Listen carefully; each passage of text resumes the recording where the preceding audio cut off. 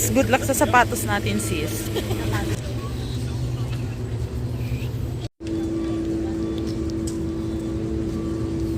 Te. Sana all.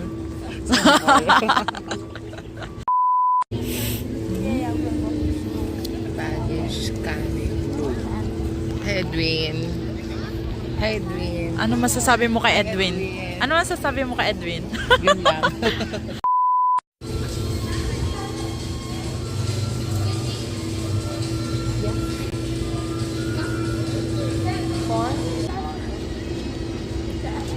Guys, si bakla, hindi ko alam kung ano nangyayari. Pero pinukuha siya. Nandun siya, guys, yun. Ano nangyayari? Kinakabahan ako. Tapos ang lamig-lamig pa. Asan na siya? Ah, nawala na siya! Nawala na siya, guys! Seryoso ba? Nawala na siya. OMG, wait. Tatanong ko na lang. Hi! Hi, ate. Where's my friend, ate? Sorry? My friend? Here. Oh, thank you.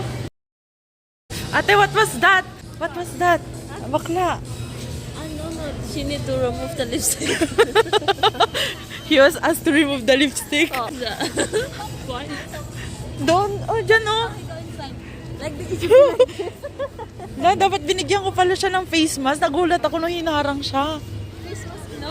Oo, sana nag-face mask na lang siya. Ang ganda-ganda pa naman ng lipstick niya. Kala ko nagka-jowa na siya. Ako din eh, sinundo na siya ng ibang lahi dito eh. Ano nangyari sa'yo, be? Uy, pero ang pogi nung sumundo sa'yo, be. Ano masasabi mo dun sa nangyari Uy, sa'yo? alam mo, a blessing. Blessing in disguise ba? Yes. Kinuha niya ng birth ko. Binigay ko naman, di ba? Guys, ito na yung panahon ni Bakla. Oo, panahon na ng kapon. Namamasay. Like, comment, share, and subscribe. Alam nyo na yun. Tara na kahit na umuulan.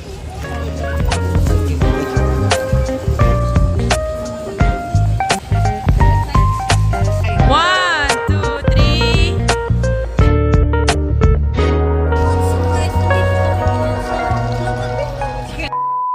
Tignan mo, be, oh. Bag na gawa sa tansan. Ang Pasko Ay, sumapit. Ang cute. Wala na yung lipstick mo, be. Tip ko. Di ba rin ang matanggal basta may jowa? Nawala yung lipstick mo pero may lalaking dumating sa buhay mo. Ay, Na all. na all. Sige.